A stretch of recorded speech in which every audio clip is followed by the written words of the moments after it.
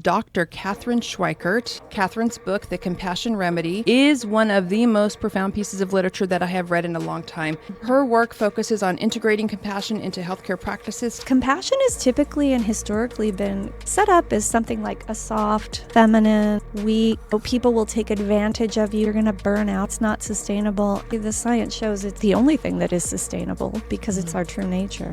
This fear of compassion, if you go in and you connect with a patient, telling somebody they have cancer and they start crying, if you shed a tear with them, that's fine. Now, if you break down to the same degree that they are, that's getting into empathetic overwhelm. My primary care physician that I had for 20 years, she cried with me. She held my hand. She hugged me. Cannot imagine receiving health care any other way anymore. She was unafraid. From your book, you go into empathy and then you say it can deplete us to the point where compassion is no longer accessible. Empathy is not bad, but it isn't compassion. You can be overwhelmed in an empathetic state, and that can cause burnout. Holding space is different than an empathetic connection. And I was trained up to care for other people from a very young age. Who am I if I don't help? Once you see it, for all those overhelpers out there, you can never go back because the light is shown, the jig is up. You're doing it for another purpose, and it's not compassion. It doesn't feel good, really, because it depletes you and you end up feeling more empty than when you got there. So much of your book I just resonated with. I was like, oh my gosh. And if I'm resonating with it, that means I'm not special. That means there's a bunch of us that probably are.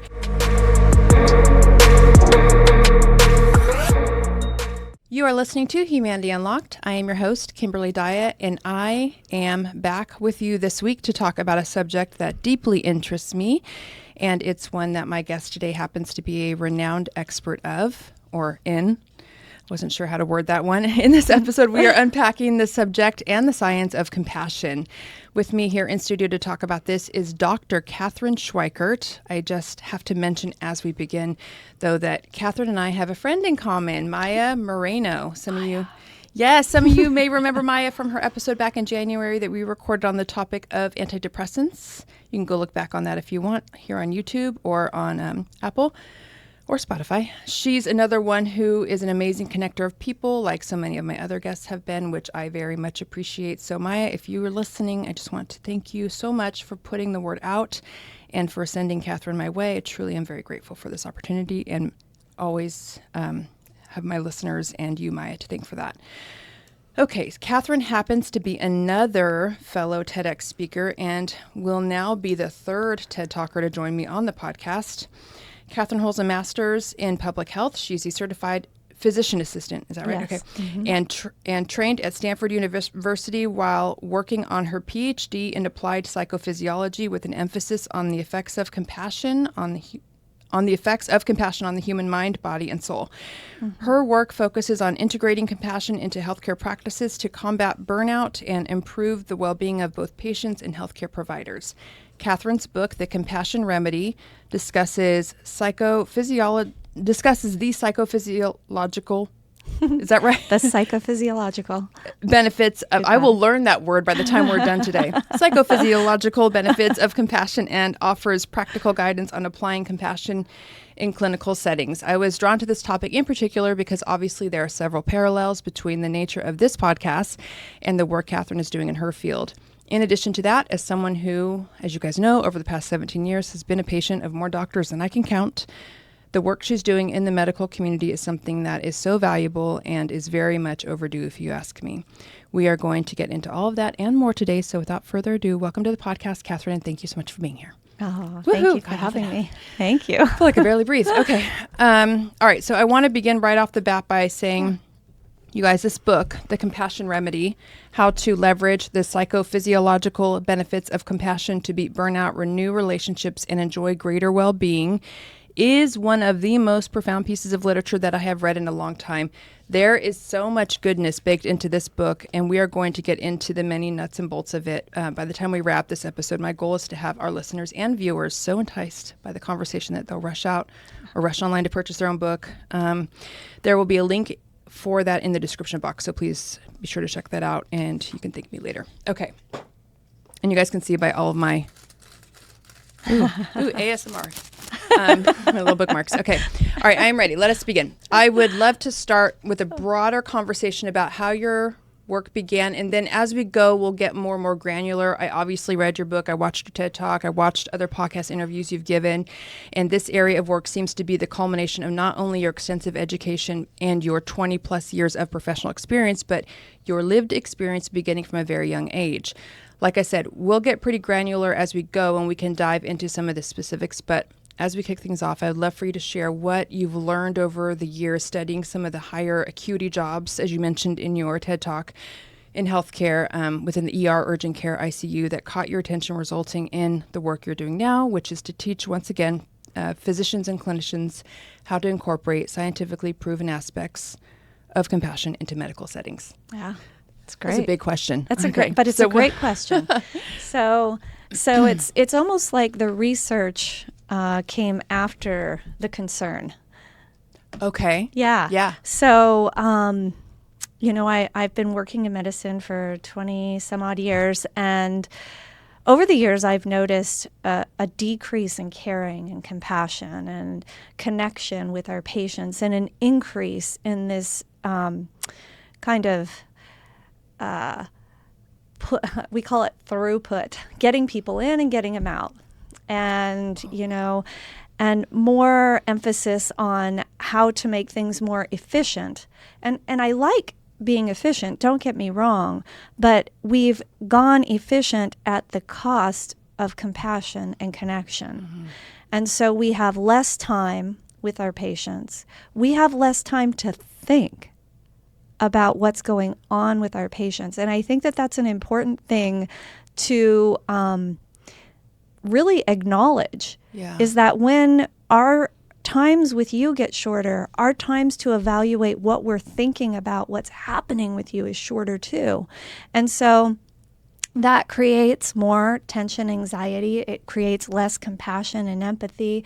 It creates less of what we need and more of what created the problems of our health and healthcare system to begin with. That's a good point. You see what I'm saying? Yes. Because it is something else, I will tell you. And the thing about this is, Einstein always gets tagged with this. It's like you cannot create the solution with the same ways that you created the problem or something. There's that quote. I think lots of people are familiar with that.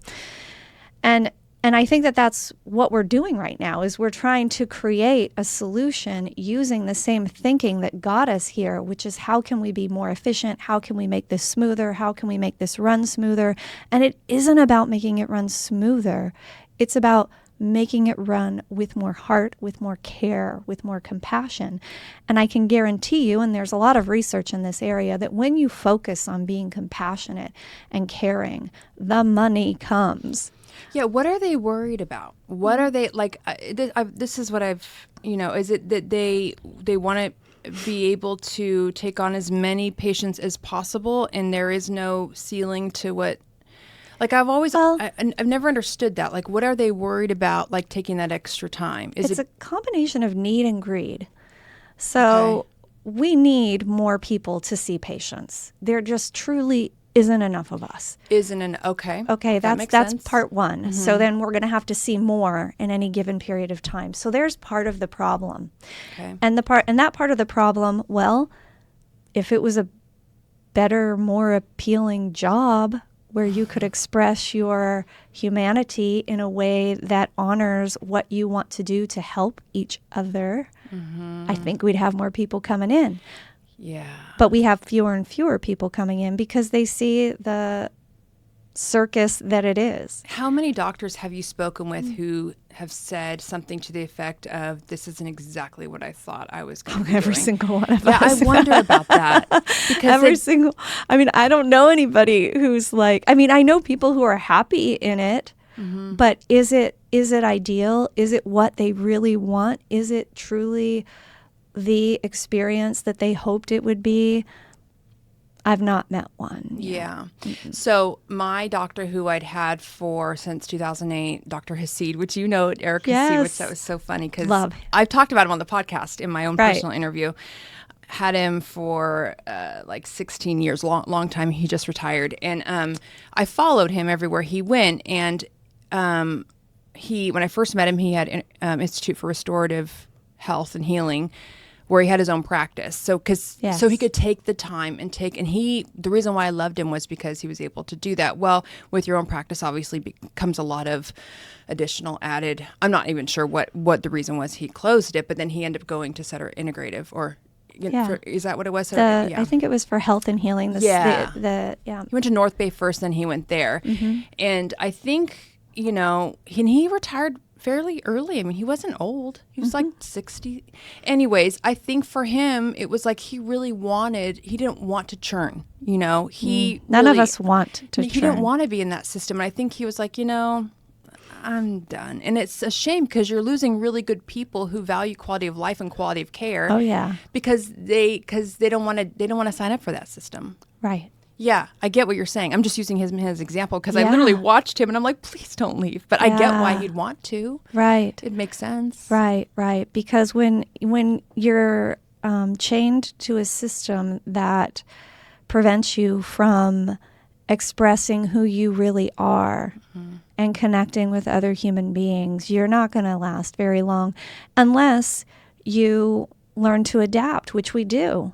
I mean, I've adapted. I've changed a lot of the way that I did things, and I ended up in a big hot mess, of burnout and ick, and now I'm more of an advocate for myself and my patients when it comes to how many people I'll see, how many days a week I'll work, et cetera, because it's not sustainable otherwise. Yeah, and like you said in the book, it makes you more resilient to take. To follow that method, right? But there's so few people that if we all did that, you know what I mean? It's like it's this double-edged sword where it's like, well, we need to do this, and then there's so few people, and the system of greed, where CEOs are making millions and millions of dollars, and where does that go? I mean, it doesn't make any sense. And they usually don't have a medical degree. Right. Okay. And so they have a business degree. And so they're, and I'm pragmatic too. I know hospitals are a business. Mm-hmm. It's not just, very altruistic. I was just going to say that, yeah. But at the same time, there has to be a balance between that making money and the care of the individuals within the system. Yeah, you said something. Oh, I hope I labeled it. I think I did. Is this right here? Yes, you said on page 16 of your book, we pathologize people who have been victimized and vilify those who have been traumatized until we have a bunch of diagnoses and no healing. And that to me, I know that's not exactly what we're talking about, but that to me, it's like that's kind of the system. You go in, you get labeled, you get a diagnosis slapped on you, and it's like next, right, next, and then that's awful. and then that trickles down into the community too, how we view each other, right? So I wanted to also read from your book on page 8. I have only recently begun to understand what compassion truly is, and just as importantly, what it isn't, and how we in this field both benefit from its presence and suffer when it is not in the forefront of our motivations and actions. As professional caregivers and human beings, as a group, those of us in medicine are indoctrinated in a way you do not see in other professions. We are asked to be both caring and removed, to work long hours, and to do our work without error. We are expected to put aside the most basic human needs like sleep, food, and personal breaks in order to help others. Not only is this not sustainable, but is also abusive and the opposite of what we tell our patients to do to maintain their own health and well-being. Yeah, I was the opposite of what you tell I thought about that too. Like some of the doctors I've seen, they're like, you need to get more, like all the things that I'm thinking, or you could just tell they're not sleeping, they're not eating well, they're not exercising, they're low energy. And I'm like, they're not allowed or even able to follow their own guidance and advice. Right. The system's not set up that way. Right. Yeah. Yeah. And it's like, are we not just as human? Well, yeah. I mean, obviously the answer to that is, of course you are. But why? I don't know. It's a problem that is hard to imagine that they don't see coming. to know to do something about it. You mentioned there are several blocks to a person's true nature to be compassionate, and one of those includes fear. What role does fear play in someone's ability or inability to have or show compassion, and where does it come from? And I know this is switching gears a tad, but we can keep it within the conversation too. No, well, there's Dr. Gilbert does a lot of research, and he came up with a questionnaire on fears of compassion, right? Yeah. And compassion has typically and historically been set up as something like a soft, feminine, weak almost. People will take advantage of you if you're too compassionate. You're going to burn out if you're too compassionate. You can't do this. It's not sustainable. And actually, the science shows it's the only thing that is sustainable because it's our true nature.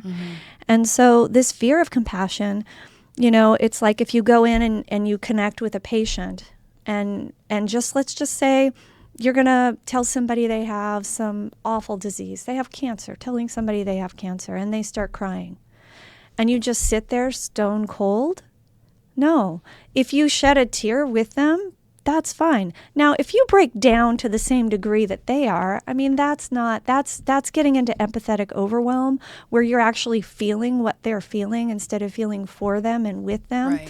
So it's really a beautiful thing. And I can tell you right now, my primary care physician that I had for 20 years, and, rest her soul, Sabra Granovsky, she's passed, but she cried with me.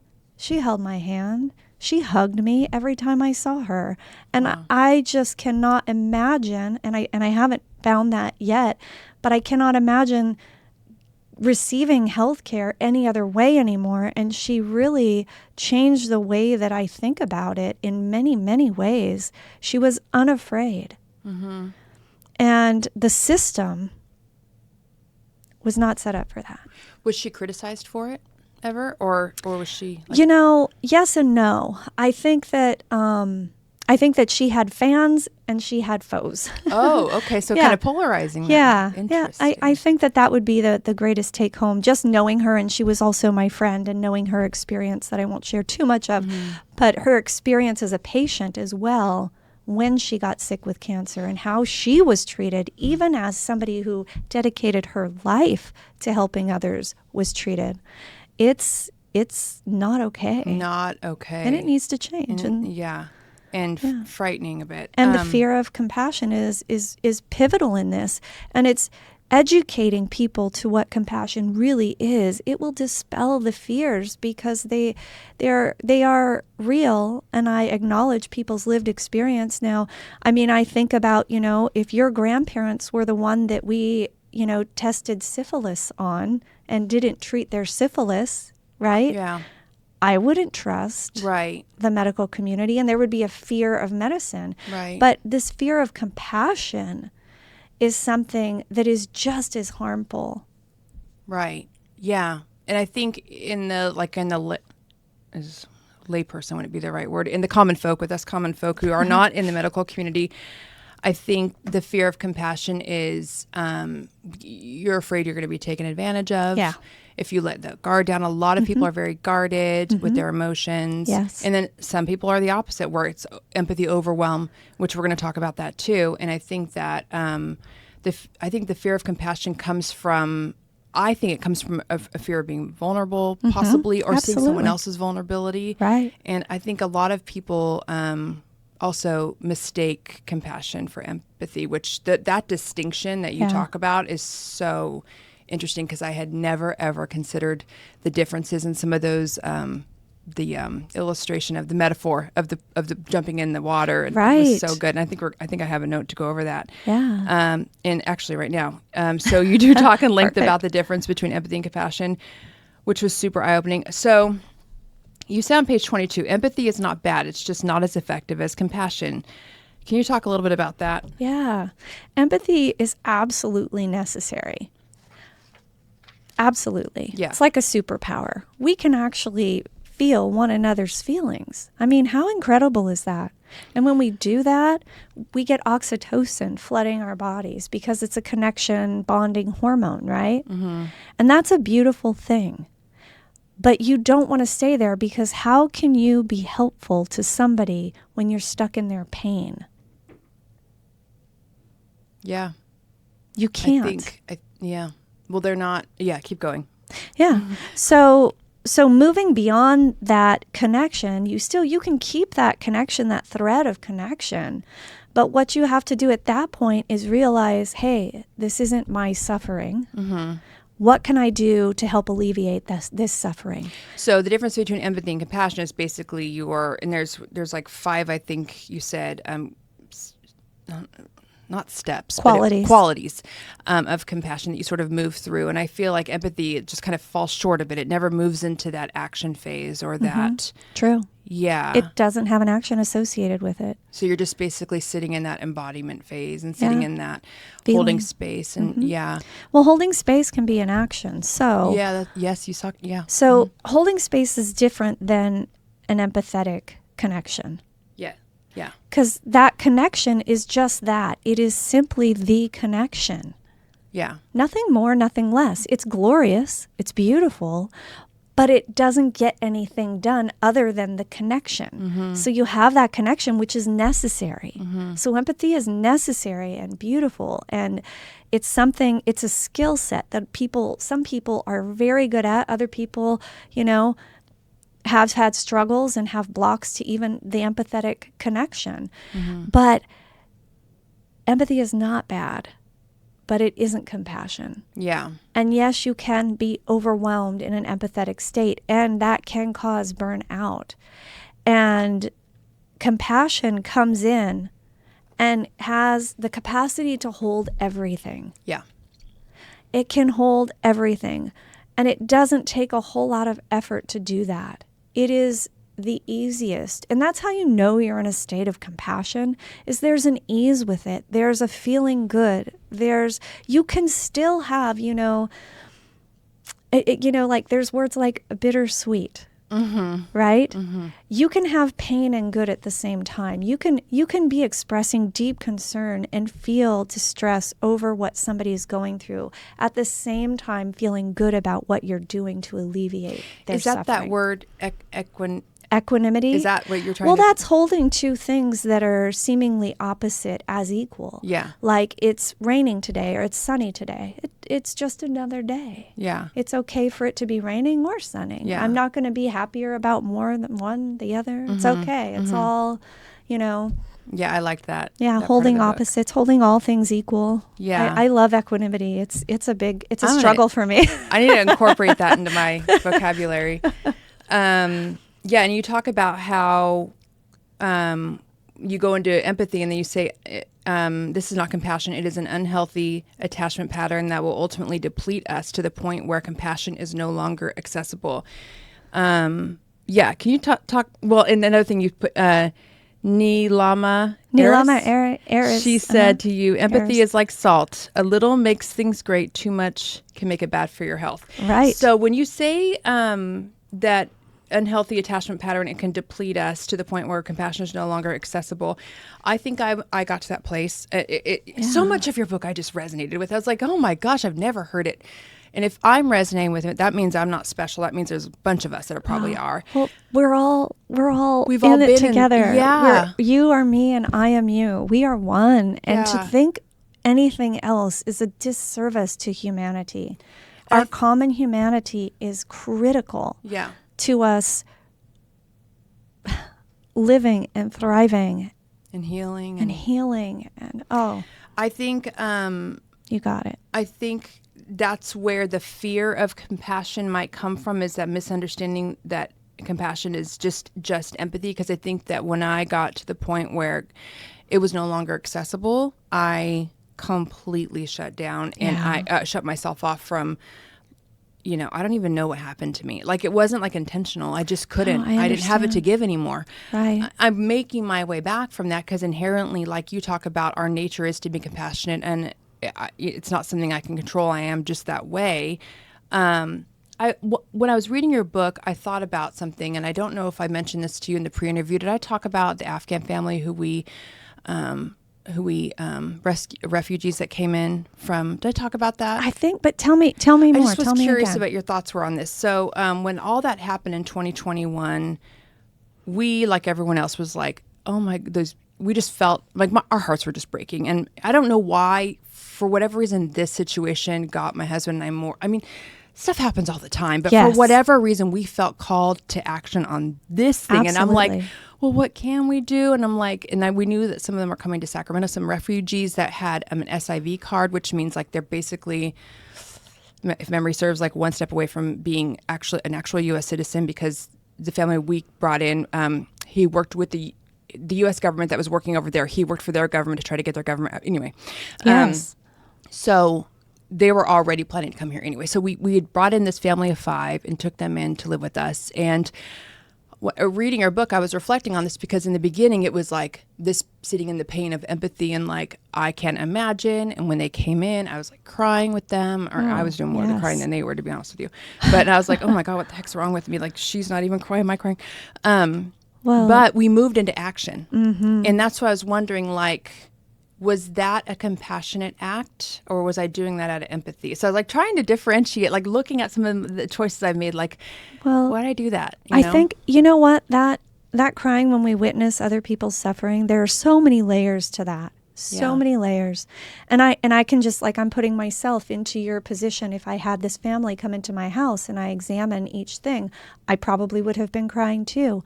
And I would have been crying partially because here's a fellow human being who has suffered greatly, and imagining everything that family had to do to get here, and what it would take for me to actually leave everything I know. Okay, that's big. You're probably crying from that identifying with what would it take for me to do what this family just did, and how brave they are to come and stay with a family that they don't even know. Yeah. I mean, can you imagine uprooting your whole family and going to stay with an Afghan family just because America just too off the hook and we got to get out of here? Yeah. I mean, and then some of it might be like, look at everything we have, and there might be some guilt involved in there, and like how, oh my gosh, I have completely lost sight of how truly lucky and fortunate I am. Yeah. Whoa. Yeah. And that would be regrounding, and that could cause an emotional response. And then if she has kids, I mean, she had kids. 3. So, and you have kids. And so there it is. And it's imagining then that's the next level. What is this doing to the kids? Is it good? Is it bad? Is it, I mean, there's so many layers to what you experienced and what you brought in. And I would say that is one hell of a compassionate action. What's funny is it's like the compassion that went on hold in my life where I kind of became a hermit, and very homebound. And that really wasn't because of my illness. Like, my illness happened before all that. I just needed to I was going through a lot of self-compassion, just trying to take care of myself, and which caused me to cut myself off for no reason except for I didn't have it to give. Anyways, I felt like the years I'd spent off the grid, I caught up all those years, like all the compassion I had saved up inside of me from not offering it up to anybody, I gave to them. Like, does that make sense? It's like one act kind of snapped me out of it and brought me back to myself. Like, okay, now I am strong enough to bring compassion into my relation. Like, not be in fear, I guess is my point. Like, because I was in fear, which is why I wasn't. And then they eliminated the fear. I've got a little reframe for you if you want it. Yeah. You retreating was an incredible act of compassion for yourself and other people, because you know what it's like when you encounter somebody who is overwhelmed and over it, and you're struggling and suffering. It can reinforce that negativity, right? So sometimes stepping away is a huge act of compassion. Never mistake it.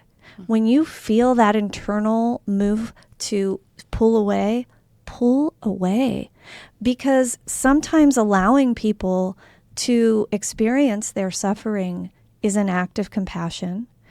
And when we are suffering, pulling away for us to get what we need from our internal reserve, because it doesn't go anywhere. Yeah. There's no like box in your body. Like, there's no organ that holds compassion. I mean, it's a full bodied experience, right? Yeah. So in order for you to regain what you needed, you did the compassionate thing. And so when you say you lost your compassion, I'm like, no, girl, you redirected Yes. Yes, you redirected your compassion towards yourself, Yes. and you started finding balance in your expression of compassion that included you, where maybe it didn't include you enough in the past. It started to include you, and sometimes we have to take a little bit of a pendulum swing and close the door and lock it 3 times like we're in an apartment in the middle of the Bronx. Yeah. You just got to do it the way you got to do it.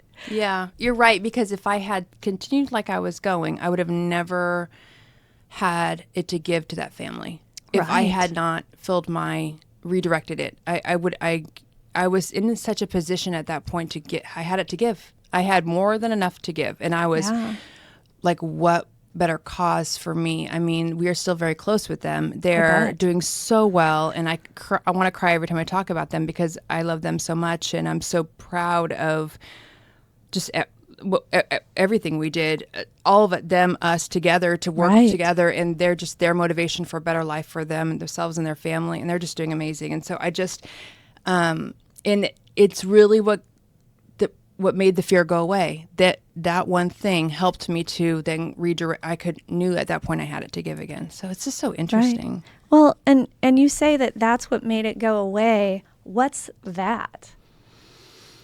The fear. I think I just had so much fear to to stop focusing it only on myself. I just thought I need all of it. I can't give any of it. Don't ask. Right. I didn't say that, but that's how I felt. But what's the that made it come back? What was the that got you from fear to, because you said that got me. What's that? Something about seeing it with my own eyes, and it just ignited air. It was a calling of some sort. I can't even explain it. Right. You know, it was weird. I believe that the conditions were right for compassion to arise. Oh, yes. And it did. That you're talking about is compassion, because it doesn't deplete you. In fact, it brings you joy. It lights off reward centers in your brain. It helps decrease inflammation. It can do all kinds, lower your blood pressure. It could do everything. Yeah. Right? It could do everything. Literally one of the best things I've done for myself, even. Yes. Yeah. See, that's what compassion feels like. That is good. And you can't burn out from that. It makes you want to relive that again. You know, it's funny what I wanted to do. I know I need to move on, but what's funny what I wanted to do right after we got them settled in their own place. I wanted to become a foster parent. Yeah. Because my kids are grown. I mean, my daughter is 16, but I was like, I want to just keep doing this. I love it, you know, and then life went another direction and this podcast was born, whatever. But it's a little bit like, it gave me energy. It didn't deplete me. So maybe something I'll circle back on, but yeah. I like it. I love it because you're actually another piece of evidence to my point that compassion really is the remedy. Yeah. Yes. It truly is. Yes. And I never thought about it until I was reading the book and I was thinking about that experience. Yes. It heals. It's amazing. On both sides. It creates no suffering. Yeah. Empathy, on the other hand, creates more suffering. I always think of empathy as like chronic pain patients, where, you know, if you've ever known anybody or had yourself been in chronic pain, after a while you are exhausted, tired, depressed, higher suicide rates. You have nothing to give. There's just nothing because you're just constantly overwhelmed with this pain. The pain centers of your brain are lighting up, and your brain doesn't know the difference between real pain that you're experiencing, pain you're imagining, or pain that you're seeing in another human being that you're thinking, oof, look at that pain. So your brain can't get all, I mean, there are other areas that light up when it's physical pain, but your brain, for all intents and purposes, it doesn't know. Yeah. And so it's just like pain, and empathy it's staying in a chronic place of empathy is like making yourself a chronic pain patient without any pathology other than your own situation and your own, I don't want to say inability to move forward, but your own unwillingness to move into the next step. Yeah. Yeah, and I actually have a note to talk about that too. Yeah, we're talking about empathy and versus compassion. It's a slippery slope, tricky place for some people. I think I just made up the slippery slope part. Wanting so much to alleviate another suffering wanting so much to alleviate another suffering that I caused myself to suffer. When you walk away in pain or exhaustion after having relieved someone else's suffering, this is not compassion. True. When you walk away in pain and exhaustion. I want to just read this because it's so good. It's such a good illustration, and then we'll move on. Okay. You wrote this on page 21 for the listeners with regard to empathy versus compassion. Imagine you see a person drowning in the ocean. Without a doubt, you'll feel a certain amount of panic as you wonder what to do. Then you have some choices to make. In order to be helpful, your choice narrows down to two options: either jump in the water and try to rescue them, or throw them a lifesaver. When you jump in to save them, this is not compassion. This is empathy. Empathy is when you feel what the other person is feeling, which can diminish your ability to help them if you stay there too long. If you see someone drowning, sometimes jumping in might be the only way you can help them, but you should never do so without a life vest. In all scenarios, you are taking care of yourself first and bringing forth the power of compassion as your trusted guide. Once you've joined them in the water without a life vest, you will feel wet, scared, and cold. You might even drown with them. There is another way. I mean, mic drop. I was like, I just drew a box around that paragraph. So good. So good. All right. Yeah, you guys got to get the book. Okay. And then you share different stories from your own life and upbringing in the book. On page 15, you're right. I started figuring out how others felt as a survival mechanism and as a means to try and create safety and security for myself and those around me. As long as everyone else was happy and healthy, I could relax.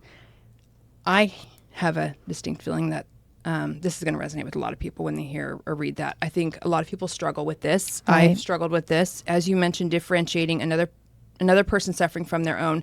What are your thoughts on that? On why people do that or where this comes from? Well, when you're little, Yeah. when you're a child, you look to your adults for reality, right? Right. And so, and you want to be connected and you want them to love you. So pretty much everything's your fault, right? So if they're smiling at you, you must have done something good to make them smile. If they're frowning and upset with you, well, we must have done something to upset them. And so I will go as far as to say in unhealthy family dynamics, which, full disclosure, I have a 17-year-old, right? Mm-hmm. And I thought I did a pretty good job. Uh-huh. But as he's getting older and more, he's growing into his own, he's telling me ways that I harmed him in ways that I didn't know. They like to do that. They do. But you know what? Every time he tells me something, Mm-hmm. I meet it with, George, I'm so sorry. So good. I am so sorry. I had no intention Mm-hmm. of doing that to you. Yeah. And what can we do now to make it better? That's so good. I'm so glad you do that. Nothing else. Yeah. I do not tell him it's in his head. I do not tell him his feelings are wrong. I do not tell him that I did not do that, because if he's thinking it and feeling it, something happened, Mm-hmm. right? So when we're little, we take in everything. We're like sponges, right? They say that for the good things, like they're sponges. You should have black and white mobiles because the color isn't da da da. How and then the next week they're telling you you've got to have fluffy mobiles because the black and white really wasn't good. And then so there are all these things that happen around in our childhood that we just absorb like sponges. We are very connected to our primary caregivers. And if our primary caregivers do not have the capacity to truly show up for us in a meaningful way that causes no harm, which is pretty much impossible because we all cause a little bit of harm. 100%. Okay. So I don't want to shame any parents or blame any parents, but in certain situations, That's how you find your safety. That's how you get your love, is you look around and you say, ooh, this doesn't feel good. Okay, so if I do this, everybody smiles and laughs and you end up being the funny one. Or if somebody's sick all the time and you help them help take care of them as they're ill, mentally ill, physically ill, doesn't really matter. There's the illness, you're the caretaker, and you go into that role and you realize, oh, caretaking helps. So your brain wires for caretaking, and then your brain, and then as you grow up, your brain, smart little cookie that it is, scans for familiar. Yes. Tries to keep you safe. And what is safe? Well, I found safety when I took care of other people, because that made them happier, and then I was happier because everything was going smoothly. But then when I didn't caretake for them, and then they had to go to the hospital and they were gone for a week, so then I must have done something wrong because whatever I did wasn't enough. Do you see? I mean, I'm using this. No, I 100% do, and I'm blown away. My 16-year-old. A couple things came up recently. A few years ago, she said, and she won't mind me talking about this. We connected the dots on something, because she is one, and it's so funny because we are the most chillaxed parents. Yeah. I mean, really are. We're not strict. My kids are good kids. I've never had to be really, they're just good. I mean, I've just never had to really punish. Right. Anyway, she'll run out of something, like deodorant, toothpaste, like just something that she needs, shampoo. Right. She doesn't do this anymore. But a couple years ago, and she won't tell us, or like it could be something else where she just doesn't want to tell us or bother us. Right. And I go, Jasmine, what? Tell me, because she'll come and she'll get some of mine and put it. I'm like, tell me you're out of it. Like, I'll get you more. I'll do this. And we like walked it back. Like, where is this comfort? She's like, I just don't want to bother anybody. And I'm like, I'm a stay-at-home mom, for God's sake. Like, what? You're not bothering me. I'm here to be bothered. So, exactly. That's my job. So we walk it back, and I'm like, I'm not a psychophysiologist. Is that the word? You got it. Oh my God. It's going to take me a minute. It's all right. I don't have a fancy title, but I do like to unpack it and try to figure out where it came from. And when we decided that when she was little, with the help of my husband, we all talked about this, that there were so many times when I was sick that it was kind of like, okay, let's leave and be quiet because we don't want to let mommy rest. We don't want to bother mommy. We don't, not in a mad way, but just we're going to come out. Let's shut the door and let's not bother mommy. Mommy needs to rest. So at 2, 3, 4 years old, they pick up on she it. was wired, let's not bother mommy. Right. And her brain kept doing that. I wanted to weep. Yes, I was like, I understand. It completely illustrates that. Yes. Yeah. So now she's that way. She's afraid of burdening people. And I'm like, oh boy, Jasmine, we have got Let's do this. Anyways, yeah. And then another thing too, like, I have some chronic illness stuff. She has a few, nothing crazy serious, but she'll fall into chronic illness behaviors that she doesn't need to, because she thinks that's the way you behave when you have. Right. And I'm like, you don't have to. Anyway, it's just crazy. It's just so crazy when they're little, how much we have to really create an environment to let them, I don't know, how would you word that? To let them flourish and become their own individual person, still connected to you, but not enmeshed with you. Right. So that your feelings are separate from their feelings and vice versa. I mean, they're obviously going to empathize with you and you with them, but it gets unhealthy when there's no boundary in there at all. Like if you come into the house and somebody's angry, then you're immediately angry too. You know, and it's like, well, you don't need to be angry too. You could allow them their anger and just be like, okay, I'm not angry right now, but I can see you are. Is there anything I can help you with? Nope. All right. Peace out. I'm going to go over here and give you your anger space. Yeah. You know, and to really validate their feelings along the way is important. And I know people poo-poo on that, but I'm telling you, it's a helpful thing.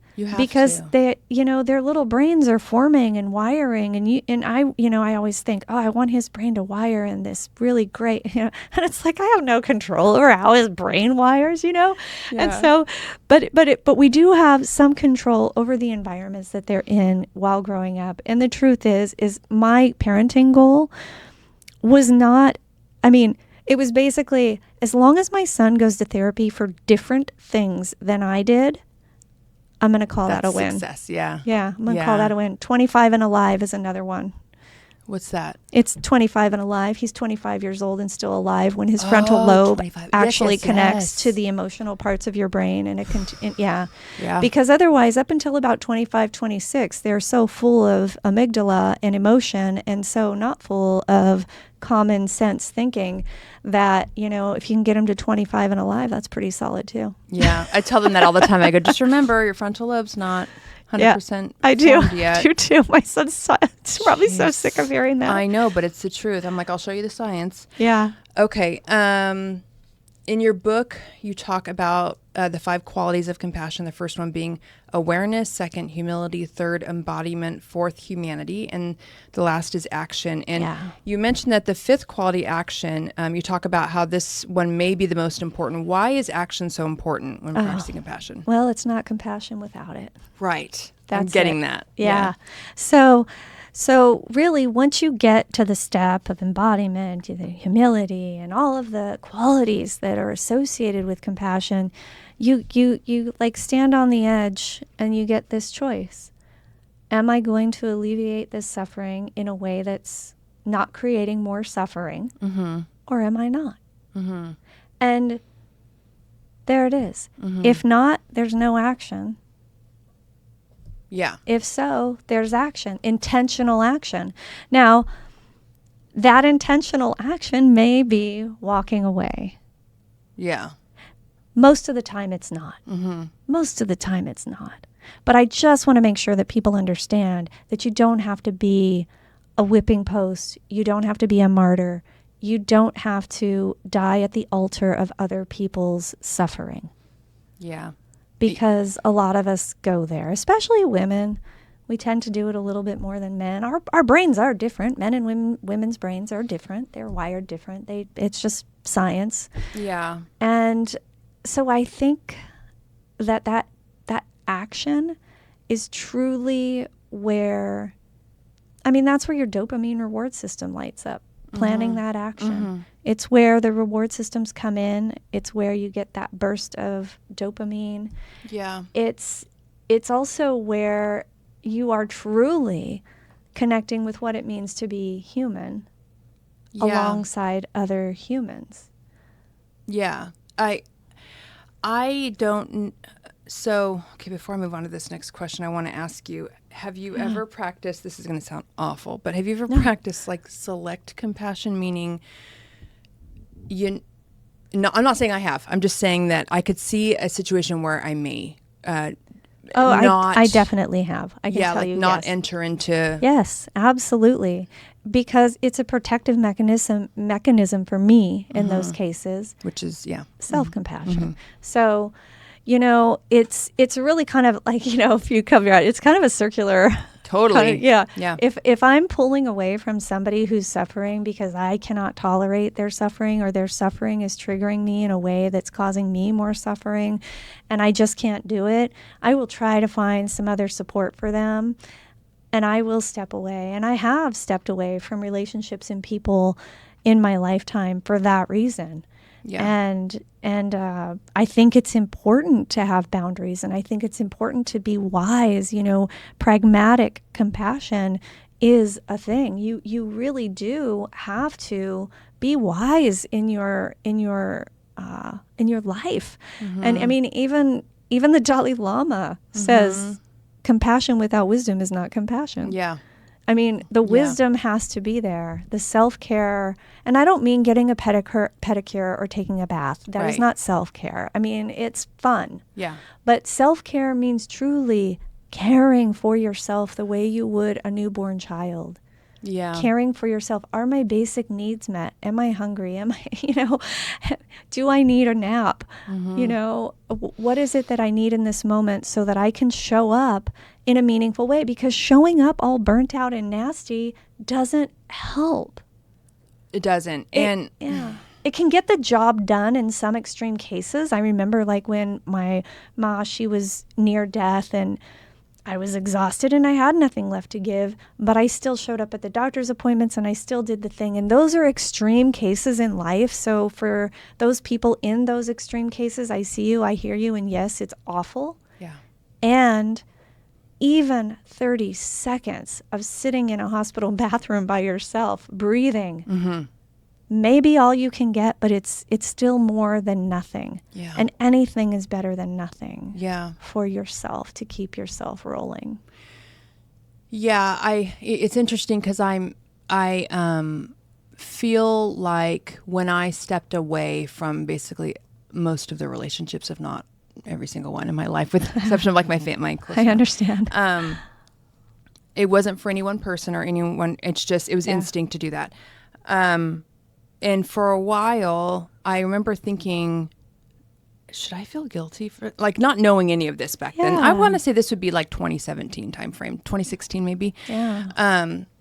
Thinking like, should I feel guilty that I don't feel guilty. I feel like, because I knew in my gut, I have, like, this is not actually a choice. Yeah. This is something that was imperative. I need to, like, I'm not, I won't make it. I won't make it. It's not. So, recalibrating. Yeah. And then what's funny is coming back on the scene, so to speak, like in 2021, where I'm like reintegrating myself into the world. I'm starting little by little starting a podcast. I am studying all the principles of success and trying to figure out, like, okay, how do I run this thing? How do I get this going? And all of the narratives out there that talk about, hustling. And I'm like, okay, I've hustled before. I can hustle. I know how to hustle. What they were putting out the content. And now the content is shifting towards what it took to get us here will not keep us here, or something like that. And hustle without heart is meaningless. Yeah. But it's kind of confusing. Like, okay, wait. So do I like just nose to the grindstone, or do I have balance? Because they say success with balance doesn't exist. It's so confusing. It is. That it's like, but here's what I do know. I am so much better at this job when I have balance. Yeah. I am not good when I am drained and burnt out. I am no good. And I've learned that because I've tried it a couple different ways over the year, and it's like, I'm more effective when yeah. So all of this is stuff that I'm like, this is literally tried and tested by me over the last like 7 years. Oh, yeah. Anyway, so good. Okay, so actually, one of the things I wanted to ask you too was with this action step, I have over my life, and I'm sure you have too, and I'm sure the listeners too, have been in situations where you're sort of sitting with someone in their suffering, you're sort of in that embodiment, and you try to introduce an action, not in a, like, I'm going to solve your problem, sort of like husbands do, like, what's the solution, right, but in a caring, compassionate way. Right. And they don't want to hear it. They are not interested. They just want to sit in it with their bottles of wine, and not hating on wine. I like wine. Right. But you know what I'm saying? They just want to sit in it, and they're almost more comfortable in it than they are to get themselves out of it. Right. How do you respond to those situations? It's easy. When I start, I ask, do you want me to just listen, or do you want help with solutions? Okay. And then when they say, I want help with solutions, great. When they say, I just want you to sit here with me and listen, great. And that's your action. I ask initially, and I didn't always ask this question, and it got me into a lot of trouble because I did a lot of what you just said. Yeah. I would be trying to help people, and people are like, shaking me off their leg. And I was like, what is, because and there were some very clear, issues that needed help. Mm-hmm. Okay. It wasn't like it was, you were like, please subtle. Let me help you. It wasn't, their struggles weren't subtle. Yeah. Right? Yeah. And I really wanted to help because I love these people dearly, and I saw them suffering, and I knew how to get them out of it. It was not difficult. It was easy. It was simple, but not easy, I think is the way I should say it. Mm-hmm. And so I would keep, going to the hardware store for milk is one phrase I've heard, and it's like, you're not going to find it here. And so after a while, I figured out the reason they resented me when I was trying to help them was because I never asked the question, do you want my help? Yeah. Do you want my help? Or do you want me to listen? And if they say neither, I'll say, great, thank you for freeing me. I gotta go. Mm-hmm. And my life is infinitely easier because I don't go banging around looking for people to help. They're everywhere. And when people I love are struggling, I ask the question, do you want my help or you just want me to listen? And most of the time, they just want me to listen. Yeah. Like, wow, I have so much less to do since starting to ask that question. And it's an act of compassion for them and me. How long do you I'm trying to paint, because I know I'm not the only one who's gone through this, and Okay, there's several listeners who are going to relate to this. Say you have somebody who's going through an issue that, like you say, is not easily solvable, but there's a solution that you'd like to introduce and they're resistant to it. And it's kind of this reoccurring thing that goes for like a year. You hear from them several times a month. They want to get together. They want to talk about their problem, or maybe that's problems. I don't know. At what point do you feel okay saying, I'm not the friend for you right through? Like, how do you do that? Well, actually, you can be the friend for them in many different ways. And it doesn't just have to be, you're going to do what I say or I'm out of here. Right. Because that's not a friend. That's not a friend. Yeah, no. And there has to be communication, because just dropping off the face of the earth, that's not a friend. Yeah. Okay, so if you can decide whether you're their friend or not and act accordingly, but if you are their friend, then you tell them the truth. Okay. You're in a pickle. You're in a deep well. I don't see you wanting me to help you out. It's confusing to me because I see you suffering so much. It's starting to affect me, your pain. I can't get away from your pain. And unless we can work something out, we're going to have to spend a little less time together until you decide that you want to change things. Yeah. I mean, because being direct is not compassionate. Do you know what I'm saying? No. Sometimes I agree. telling people, hey, you know what, your behavior is really starting to hurt me. And it's an act of compassion, because what you're doing is you're opening up an area in that friendship for it to grow and be meaningful, to be a true friendship. Because true friendships, I have a couple of true friends who will call me on my shit at any moment, anytime, any day. Okay? And I don't hate them for it. I love them for it, because I know when they're doing it because they're seeing me go through something that's starting to affect them too. Right? Yeah. There has to be that level of communication. Otherwise, it's not even a friendship. It's an acquaintance or somebody you can spend time with, or, whatever, a companion. But friendship to me has the space for those hard, difficult conversations. And I don't think that there's any way around it unless you're not a friend. Then you can just disappear. I mean, if you're not a friend, you're not a friend. You can just say, sorry, I'm out. This is too much for me. And even in some places that is part of being a friend as well. But then that just, sometimes you have to make space between relationships. And I'm not about burning bridges, but one thing that I did when I was dealing with difficult relationships is I just stopped calling. I stopped calling, and I saw how often they called me.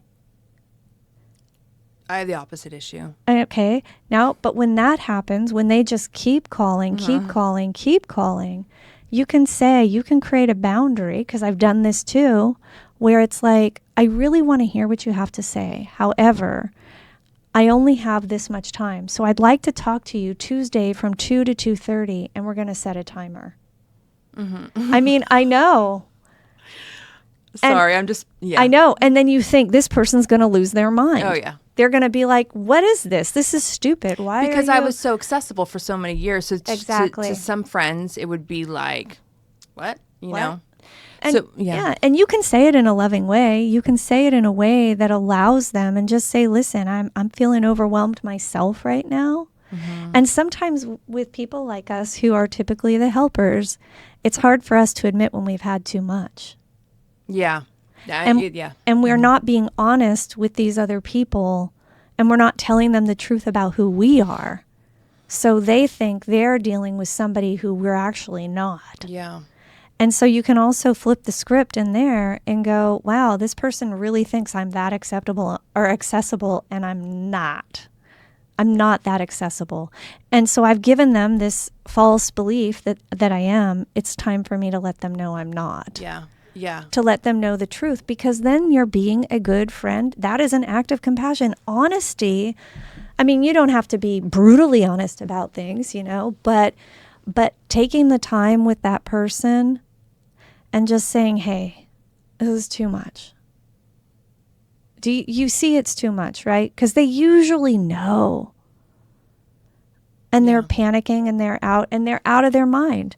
And, directing them towards practices that could get them out sometimes can be helpful, sometimes are rejected. But the key to all of this, if I'm just going to sum it up, be as honest with them as you would want them to be with you. Right. Yeah, that's a big one. I think I screwed hard. up a lot with I think disappearing is not really an effective communication. If I had to go back, I probably would have had some dialogue, about what I was experiencing. But I think even I didn't really even understand. Exactly. Yeah. And sometimes that's being human. Mm-hmm. And compassion makes room for all of it, even the struggle. And what if, throw out another frame around it, what if these relationships are there to teach you about boundaries? Yes, and I actually believe that. Yeah. Mm-hmm. What if they're there to soften your heart and protect your heart at the same time? Yeah. Because, I always say creativity needs a container, right? Mm-hmm. So does love and compassion. They need a place to land. Mm-hmm. 100%. Yeah, that's... I don't know if that was helpful. No, very helpful, very helpful. And I think that just sometimes just knowing where you... Like, I didn't know how to... If I would have known better, I would have done better, sort of thing, like the Maya Angelou quote. Of course. But knowing, I think I would be different going forward for now knowing better. So, yeah, no, right. I'm grateful. Okay, so...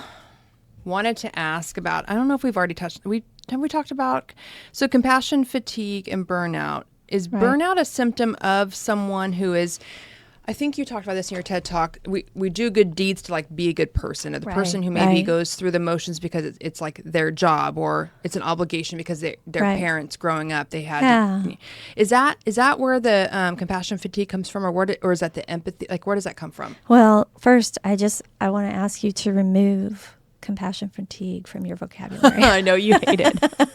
I gathered this much. But to answer the question, where does it come from? It comes from an over-identifying with if you're talking about just emotionally speaking. Okay. There's a lot that happens. But that connection, that empathetic connection, when you don't go to the next level, your pain centers of your brain just continue to go off. And then not, you have one person who's suffering, and then somebody recognizes that they're suffering and has a connection and feels with them in that moment, and then never steps out of it to do some compassionate act. You just have more suffering. And when you do that over and over and over again, you become like a chronic pain patient. So that's okay. I see. Yes, I know. I see. But so this is completely separate from what you were talking about with the you're examining your motivations for what. That's not even compassion, though. Like being good deeds to be a good person. It's not. That is that's behavior. Habit behavior. Yeah. Not. Yeah, what do you think about that? It's not, well, I think it's fine. I think we all do it at times, because, like if you go to a particular church or synagogue or mosque, there are going to be certain ways and certain things that you do within that realm that you wouldn't do otherwise if you weren't in that particular. And then if you're over here and you're at, a volunteer center versus the job that you work. I mean, there are different cultures in which you're going to be expected to do certain things in certain ways. Right. And so most of us acquiesce a bit in all different areas like that. And I think that, we have to have some obligatory. Yeah. That's life. Yes. That's just adulting. Yes. But then there comes this other level. And this is the part, and I'm even starting to hesitate even talking about burnout. What I like to talk about, and maybe this will give you a better idea, is flourishing and how people do well, and how they come from a state of burnout and overwhelm into something more fitting of who we are, which are compassionate, good human beings. And so, and I like to use the analogy of like a garden. And you have like a daisy, and you have like a tulip, and you have like a hyacinth, and you have all these different flowers. And then you have the conditions around them. You have the sun, you have the air, you have the water, you have pollinators who do good things. You have predators like deers that come and eat your tulips in the middle of the night. You have all of these conditions. And when the conditions are right, compassion and flourishing arise. Yes. When the conditions are wrong or are not ideal, then the flowers start to wilt. The pollinators fall away because there's nothing to pollinate. Yeah. Right? The predators don't come even because what's the point? There's nothing left. Right. It's kind of dark, abysmal. Yeah. But when you create the conditions for these things to arise, and it's going to be different for each person. And so you really have to think, what do I need? What have I had when I've been in pieces and parts of my life where I've been flourishing? What was present? Chances are it's very simple. And chances are there wasn't a whole lot.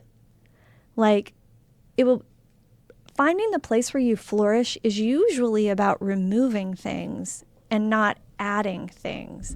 Because once you remove the predators, the pollinators start coming back, the flowers start blooming again. Maybe you need to add a little fertilizer to the soil. I mean, that's something you could add, right? Yeah. Maybe there are some things you've been neglecting about your health or body that you could add, like add exercise or water or sunshine, or, you know what I mean? Yes. So when we're talking about this burnout situation, we keep talking about it and talking about it and talking about it, and it's getting more and more and more prevalent. And I'm like, you know what? I think that this is like a pothole in the road, and we're going to keep running into it until we start talking about, hey, how can I avoid that pothole in the road? What happens on a smooth ride? Well, when I see the pothole, I turn over here, and when I, and it makes it actually very simple, and it kind of removes the emotion out of it, because a lot of times we get stuck in the emotion of, why is it da-da-da-da-da-da-da? Why I'm so burnt out? And it's like, oh, okay. Yep. What did it look like when you weren't burnt out? What felt good? Remember that time you're longing for? What did it look like? What did it feel like? What was present in your life at that time? And then start making moves towards flourishing and move away from things that cause that burnout. I know this is not everybody, and it's not me, but I have noticed that some people are almost, and I think you talk about this in the book with some of your colleagues. Some people are almost not happy unless they're burnt out. Right. Like they must know that Take they're pride. actually killing themselves to save the planet. And it's an odd, because it, and I think I talk about this at some point, or maybe I skipped over it, but it's like, of course the rest of us are going to look like you talk about like compassion, the myth of it being a weakness or whatever. Right. And so a lot of people don't want to create a better garden or don't want to like they're happier when they are A little drained. miserable. Yes. Like, what is that about? Like, That's a good you question. take away the obligations and the people needing them, because a lot of people like to be needed. Yeah. I am not one of them, but I know so many people who are like this. You take away that, and they'd rather have a dozen people needing them than nobody. Right. Oh, I was that person. You were? Oh, for sure. Are you kidding me? Practicing medicine. It just felt good to be needed. It feels good to be needed. And the more you're needed, even though you It are gives you literally value. dying. Yes. Even it though gives you that's how martyrs are made. Yes. And so really, then it's finding out, what am I getting by being needed? And then start giving that to myself. To yourself. Yes. It is the trippiest switch that flipped in my head when I sat there and thought, all of these people need me, but get off me. I'm exhausted. Do you know what I mean? Yes. And it's like, you know what? People were born before me. People, survived before my existence. They will survive after my existence. And the hubris to believe that we are that important comes from a place of insecurity. Yeah. So the people who like to be needed, and I can speak as one of them, a recovering needing to be needed person, the struggle is real, and it comes from a place of insecurity, of not feeling good enough and getting your value off of services, acts of service. And the more you do good, the better you feel. And then being needed is a conduit to doing more so that you can feel good. And it really stems from a lack of knowing what you need. So it's easier to figure out what other people need. Yeah. And it isn't the negative, like people say, well, you just deal with your own problems and, just get out of mine, that kind of phrase. Yes, I've been there. That phrase typically doesn't help people who. I know. Yeah. Yeah. And so when you do that, all that does is just kind of reinforce that feeling of not being good enough. And so then they're going to find somebody else. But the thing is that you find out what it is that feels so good about helping people in that way, because it feels good, but it feels bad too. Yeah, it's that dichotomy, that weird. Yes. And you need to be able to hold those opposites with reverence, because there's something really beautiful to be learned in there. And I was trained up to care for other people from a very young age, very young. And so it was part of my identity. Who am I if I don't help? Right? I can totally see that. You better figure it out. And it's going to take some work, and it's going to be painful, and that's okay. And once you figure it out, once you see it, for all those overhelpers out there, once you see what I'm saying, you can never go back, because the light is shown, the jig is up, and you know that you're not feeling good about what you're doing. You're doing it for another purpose, and it's not compassion. It doesn't feel good, really, because it depletes you, and you end up feeling more empty than when you got there. Okay, we had a bit of a technical error. To wrap that conversation up, or to at least to put a period on it, I wrote down this quote. In the book, you list the 5 different myths of self-compassion, and you say, we've been led to believe that we are the only ones that can do what we do, when and how we're doing it. However, this isn't true. It's okay to slow down, breathe, and let someone else step up. This is self-compassion. And I can already hear the pushback, because I think that there are some people who will say, you're wrong, it is true, nobody can step up. Like, what do you have to say to people that are just... Yeah. Well, I was that person as well at a certain point in my life, where I looked around at the pool of people that I had surrounded myself with, and there really wasn't anybody who was going to do it, or that could, question mark, because I was doing it all. Yeah. So what's their motivation to Right. actually step up and help if I'm doing it all? Right. And and some things will fall through the cracks, and things won't be done as perfectly as we think they need to be. But it is not, nobody is on this planet alone. And if we're talking about like, something as simple as like, nobody's going to water the grass. Well, you can get an automated grass watering system and it'll do it for you. If you know what I'm saying, you can get a young child to water grass. But if you're talking to bigger things like parenting and you're the only one there, a single parent, whatever, well, that's when the television is perfectly acceptable to use as a babysitter for an hour or 2 or 3 or 6 some days. Sometimes 6 hours of television with a kid is okay. And I know I'm going to get pushback on that too. Not for me. But, right? You Because got to do sometimes. sometimes you got to do desperate times call for desperate measures. And so that is the way life is. And then when we're talking about like end of life stuff, because I mean, if I'm going to talk about things, I'm going to talk about the big ones, right? Because it's everything else is going to fall in between. But you're at the, taking care of somebody at the end of their life. There are so many programs, hospice, palliative care. Even if you don't have insurance, there are volunteer people. There are death doulas. There are so many ways and things to get support for you during those times. And it's a matter of, and I remember feeling this feeling like, but if I don't do it, are they going to know that I love them as much as I do? Right. And yes, they will. Yeah. Yes, they will. Because think about this. Anybody that you love, do you want them dying on the altar of your needs? And that's where it comes back to, like, sometimes I think that somebody would rather that than, but I think what they don't know is that there's a better way. There is a better way, and it's through compassion Mm-hmm. for themselves first, for believing that that's where their worth comes from. Yes.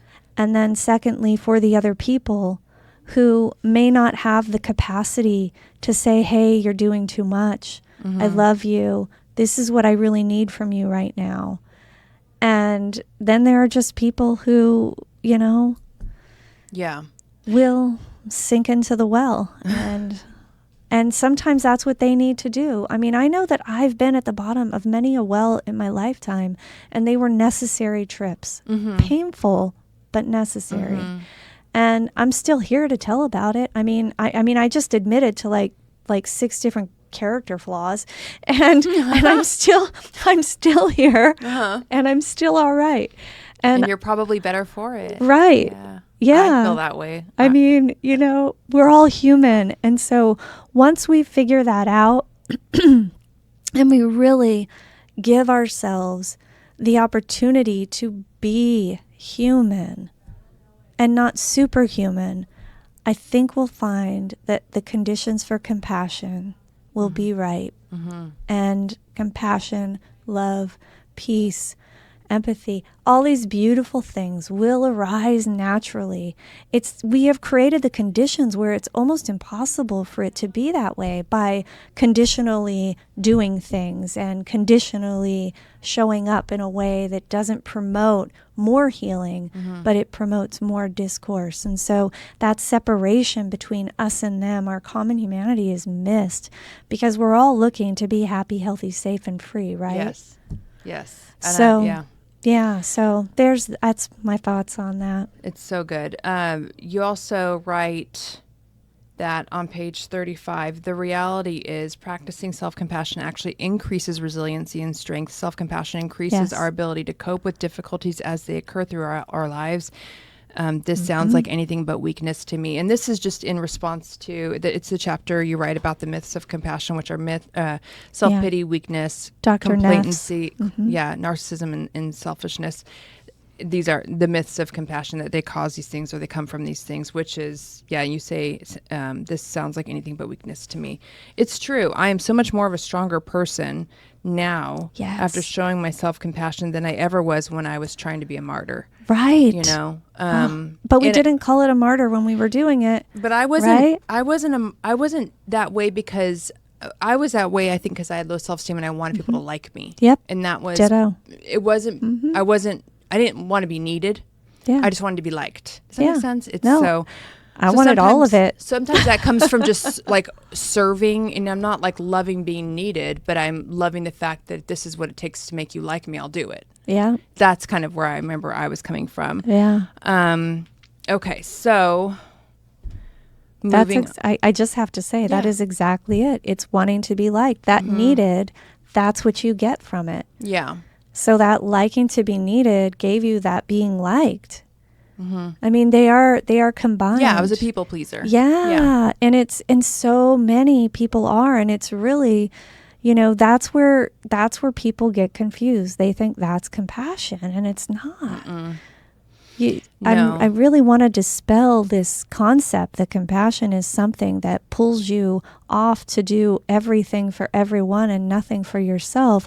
And it's also not doing everything for yourself and nothing for anyone else. I mean, there will be waves and ebbs and flows, but overall, it does not create more suffering. Yes. It is wise. And that's how you know you're doing it right. There it is. Okay. Another thing you're right with regard to having self-compassion as part of a bigger story in the book, you're right. My choice to step back does not mean there is no love for them. It just means there is love for me. So I know that's a foreign concept for a lot of people. So I think we've talked a lot about that, but I just wanted to. There's so many good little lines and nuggets. You should make a bunch of quotes and put on like an Instagram or something. Okay, so. Let's see. Oh, I wanted to just, gosh, it's like, I know I'm like running out of time and I'm like struggling to cover everything I want to cover. Okay.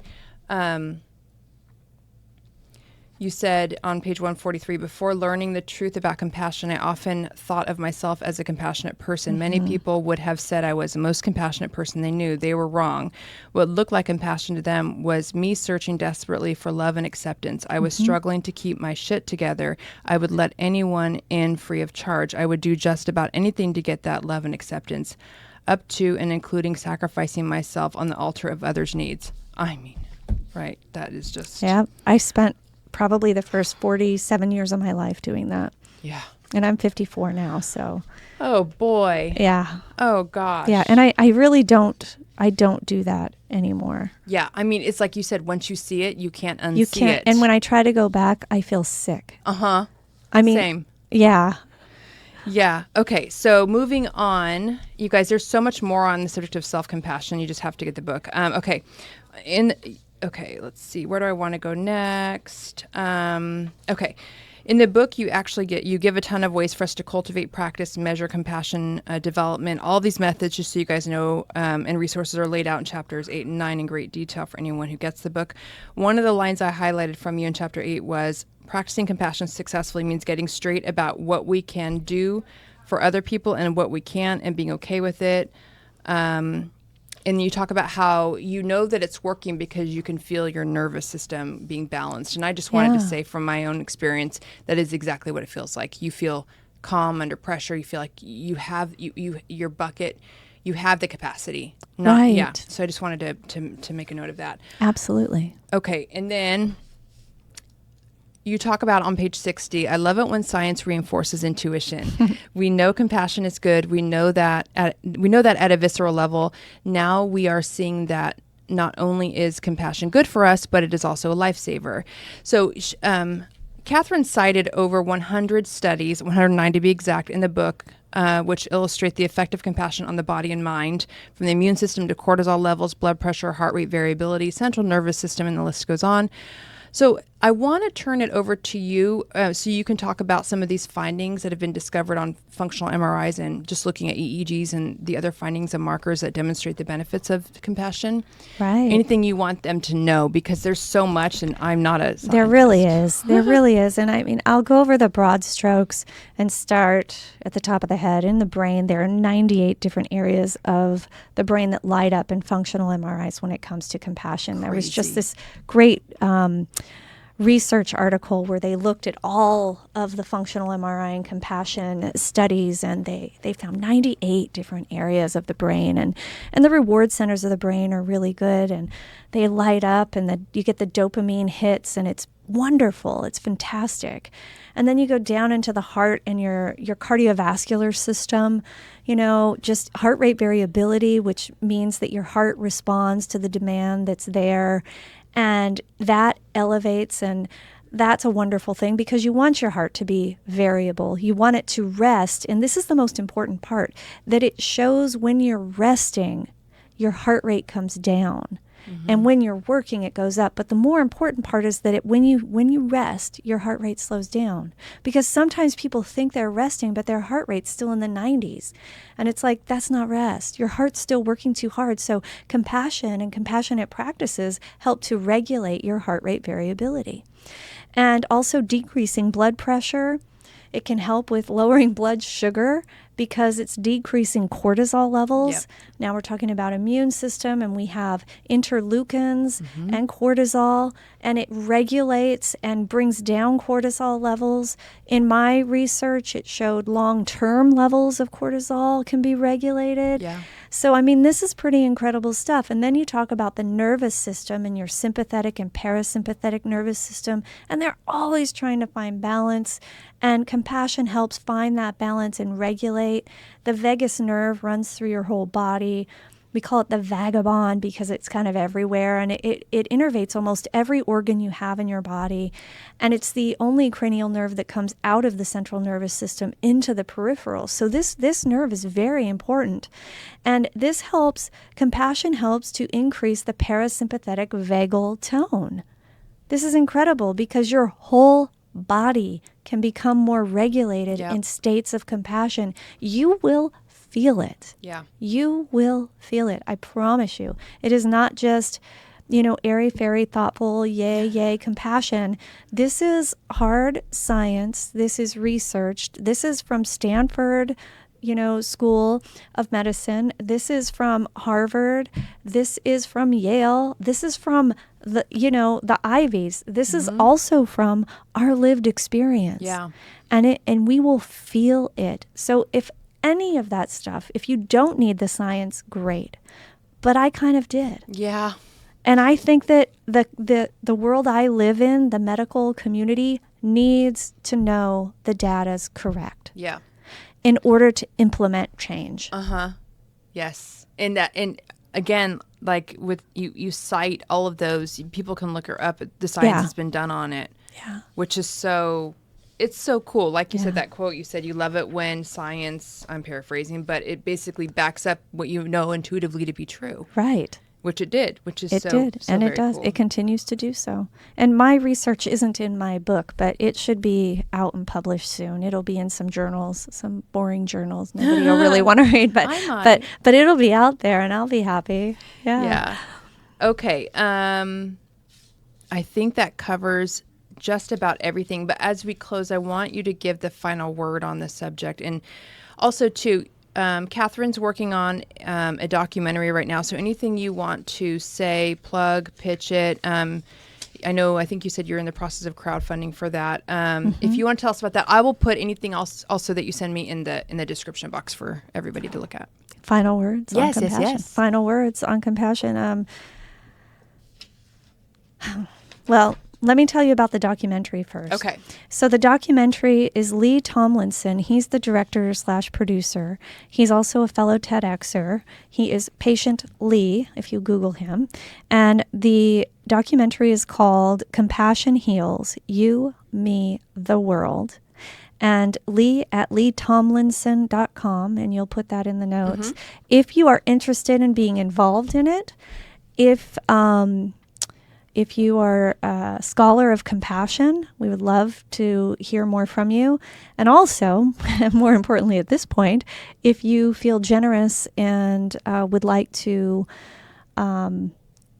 donate money to fund this worthy cause, it is a 503c. 503c. Yep, 503c. So it's tax deductible, and we can't wait to hear from you. I'm so excited for yeah, this. I'm This excited. documentary is about this has really mostly to do with the medical. It does. Yes. Okay. And medical how it is absolutely imperative and necessary that it shows up immediately. Yeah. Right. Yeah. And and so my final thoughts on compassion is, don't be afraid of it. Make people wonder why you are so compassionate. Mm-hmm. Just do it everywhere you can, at any place, anytime. And that is why I do this. I want this world to be more compassionate for my son and any children he has, and for eternity. I would like us to evolve back to our true nature of compassion, love, acceptance, connection, common humanity. Yeah. Yes. Same. I have learned so much. I feel like I could talk to you forever.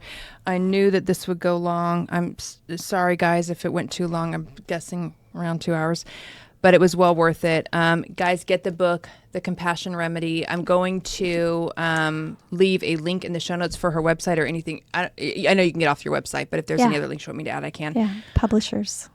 Yeah. Okay. Thank you guys so very much for listening. Leave us a comment. Let us know your thoughts. Thank you, Catherine, for being here. Oh, thank you for having me. Yes, I feel like we need to do a part 2. We'll see you guys back here next week. Thanks. Bye. Thanks so much for watching. If you guys enjoyed this conversation, please give it a like and leave me a comment. I want to know what you guys think.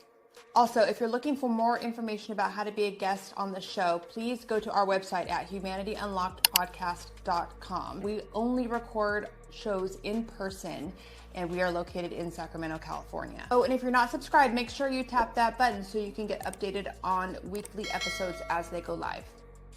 Is that it? I think that's it. See you guys next time.